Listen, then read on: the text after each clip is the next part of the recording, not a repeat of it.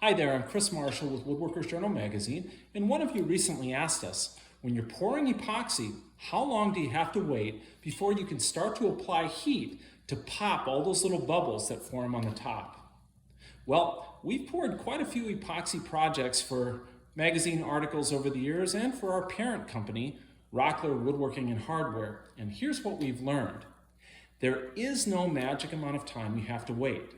As soon as you pour the epoxy and the bubbles start to come to the surface, you can apply heat to release the air and help smooth the surface out. There's no magic amount of waiting time required.